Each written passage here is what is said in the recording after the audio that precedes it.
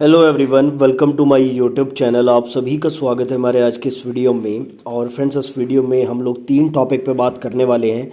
सबसे पहले तो देखो, काफ़ी ज़्यादा सवाल ये पूछा जाता है स्टूडेंट के द्वारा कि सर, पैनल में नाम आने के बाद क्या हमारा सिलेक्शन फाइनल होता है या उसके बाद भी हमें बाहर किया जा सकता है।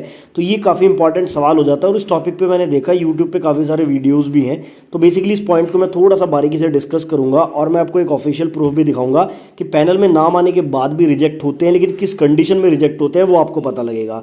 साथ ही हम लोग बात करेंगे, दूसरा जो पॉइंट है वो ये है कि जब आपकी पोस्टिंग होती है तो घर के पास पोस्टिंग लेने के क्या क्या तरीके होते हैं।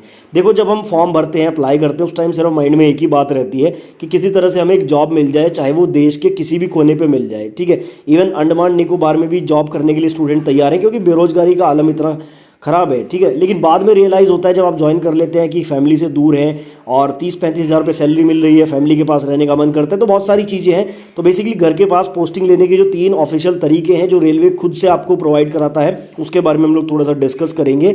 साथ ही एक तीसरा जो अपडेट है, 5,000 से ज़्यादा वैकेंसी बढ़ गई है।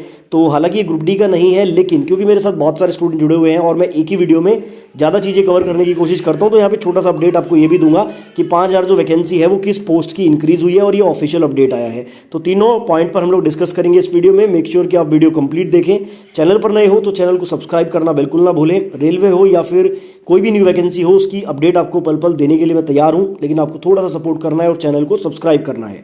तो जैसे कि सबसे पहला सवाल हमारा ये था कि क्या पैनल में नाम आने के बाद भी हमें बाहर किया जा सकता है। तो सबसे पहले तो मैं आपको बता दूं, अगर पैनल में आपका नाम आ गया, जिस तरह से अभी प्रोविजनल पैनल आ रहे हैं, अगर उसमें आपका नाम आ गया तो मान लो कि 99.9% आपकी जॉब सिक्योर हो चुकी है।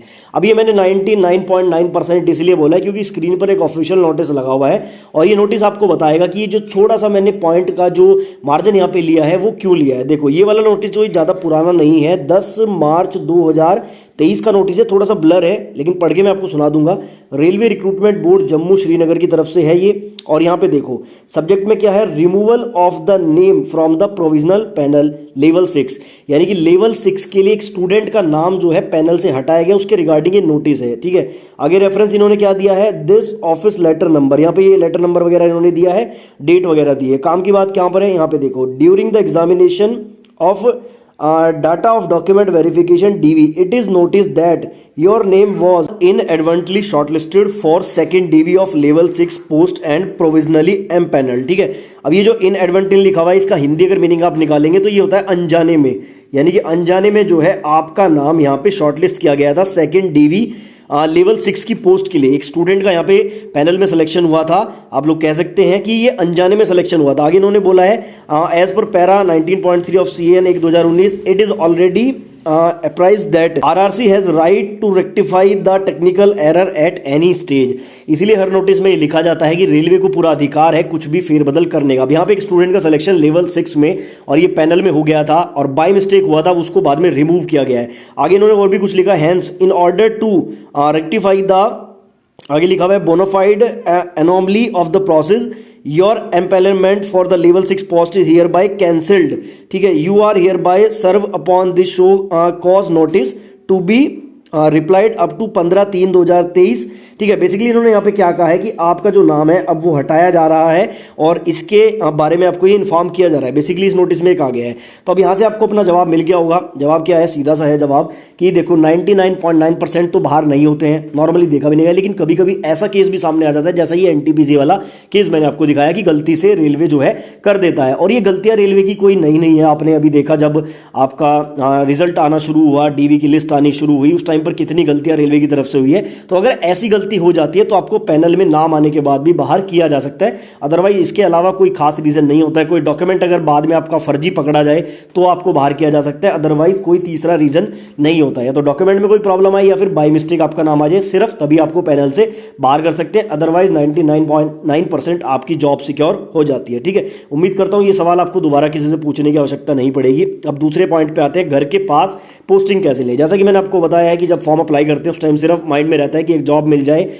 कहीं भी मिल जाए, लेकिन जब जॉब मिल जाती है ना तब अकेले जब आपको रहना पड़ता है। मान लो आप बिलोंग करते हो उत्तर प्रदेश के यहाँ पर जो है मुरादाबाद से, लखनऊ से, और आपकी ज्वाइनिंग जो है साउथ में हो गई है, तेलंगाना, सिकंदराबाद, तब आप वहाँ पे रह के जब जॉब करोगे ना और अकेले रहोगे, लैंग्वेज भी वहाँ पे अलग होती है, ठीक है ना, आपके साथ का कोई नहीं होता है, तो बहुत अजीब लगता है। उस टाइम पे स्टूडेंट को रियलाइज़ होता है कि यार मुझे अपने जोन से अप्लाई करना चाहिए था। तो यहाँ पे ऐसी कोई दिक्कत वाली बात नहीं है अगर अदर जोन से भी आपने अप्लाई किया है तो। तीन तरीके मैं आपको बताता हूँ बेसिकली, शॉर्ट में आपको यहाँ पे बताऊंगा। एक तो अगर आपने अलग जोन में अप्लाई किया है तो उसका तो बेस्ट तरीका है, जैसे आप ज्वाइन करोगे ना, यहाँ पे कोई बाउंडेशन नहीं होती है, आप म्यूचुअल ट्रांसफर के लिए अप्लाई कर देना, ठीक है। अब ये म्यूचुअल ट्रांसफर क्या होता है? म्यूचुअल का मतलब होता है कि आप किसी दूसरे पर्सन की जगह चले जाओगे, दूसरा पर्सन आपकी जगह आ जाएगा, ठीक है। तो ये क्या प्रोसेस होता है, इसमें कोई बाउंडेशन नहीं है, मतलब ज्वाइन करने के अगर आपको 4 दिन बाद भी कोई म्यूचुअल मिल जाता है ना तो आप म्यूचुअल ले सकते हो, फाइल अपनी लगा सकते हो, और फाइल जैसे जैसे आगे बढ़ेगी आपका ट्रांसफर हो जाएगा। थोड़ा टाइम जरूर लेते हैं, सरकारी काम है, लेकिन ट्रांसफर आपका आराम से हो जाता है। तो म्यूचुअल के द्वारा आप अपने जोन में, अपनी स्टेट में, अपनी सिटी में आ सकते हो, ये एक बहुत बढ़िया तरीका है। और म्यूचुअल के लिए एक सवाल बहुत स्टूडेंट पूछते हैं कि सर जैसे मैं ट्रैकमैन की पोस्ट पर ज्वाइन करूंगा, क्या मैं पॉइंट्समैन के साथ म्यूचुअल ले सकता हूं? अब इसको लेकर ना यूट्यूब पर मिथ भी है, लेकिन मैं आपको रियल एग्जांपल बताता हूं। मेरे फैमिली में ही मेरे एक ब्रदर हैं, उन्होंने पॉइंट्समैन की पोस्ट पे ज्वाइन किया था, ठीक है ना, और शिमला की तरफ उनकी पोस्टिंग हुई थी, और आज वो यहाँ पे जगाधरी में वर्कशॉप में है, यानी कि उन्होंने म्यूचुअल लिया था, पॉइंट्समैन से वो असिस्टेंट वर्कशॉप बन गए थे। तो इसका जो जवाब है सवाल का वो ये है कि आप सेम ग्रेड पे पर दूसरी पोस्ट पर म्यूचुअल ले सकते हो। 100% कंफर्म न्यूज मैं आपको दे रहा हूं। फ्यूचर में हो सकता है मैं आपको कोई ऑफिशियल डॉक्यूमेंट भी दिखा दूं लाके, लेकिन अगर आपको मेरे ऊपर ट्रस्ट है तो मान लो मेरी बात, अदर पोस्ट पे आपका आराम से हो जाएगा। उसका प्रोसेस हम किसी फर्दर वीडियो में डिस्कस करेंगे। दूसरा तरीका क्या है, अगर आप जो है अपने घर के आसपास जाना चाहते हो तो आप जो है ऑन रिक्वेस्ट ट्रांसफर के लिए भी अपील कर सकते हो, लेकिन उसकी कुछ बाउंडेशंस होती हैं, कुछ टाइम के बाद ही आप उसके लिए अप्लाई कर सकते हो। एक होता है आपका स्पाउस ग्राउंड ट्रांसफर, ठीक है ना। स्पाउस ग्राउंड ट्रांसफर क्या होता है ये डिटेल में तो किसी और वीडियो में डिस्कस करेंगे। बाकी होता क्या है कि अगर आपकी वाइफ जो है वो किसी गवर्नमेंट जॉब में है और आप वहां पे जाना चाहते हैं जहां पे वो है, तो आपका उस बेस पर भी ट्रांसफर हो जाता है, ठीक है। ये 3 मैंने आपको मेजर तरीके बताए हैं। एक आपका म्यूचुअल ट्रांसफर हो गया, एक ऑन रिक्वेस्ट ट्रांसफर हो गया, तीसरा स्पाउस ग्राउंड ट्रांसफर हो गया।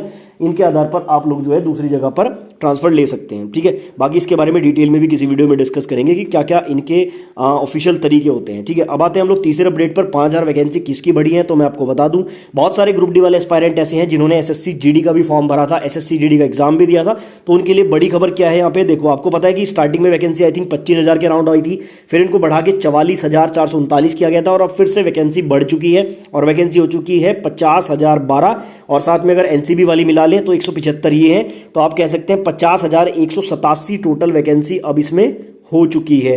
तो जिन लोगों ने भी एसएससी जीडी का एग्जाम दिया है उनके लिए बहुत ही अच्छी गुड न्यूज़ है, क्योंकि देखो 5,000 वैकेंसी बढ़ने का मतलब है कट ऑफ यहाँ पे नीचे जाएगा और बहुत सारे स्टूडेंट का यहाँ पे सिलेक्शन होगा। तो ये भी एक अच्छी खबर है, क्योंकि ग्रुप डी वाले बहुत सारे एस्पायरेंट जीडी का एग्जाम दे चुके हैं, इसलिए मैंने ये अपडेट भी आपको देना जरूरी समझा।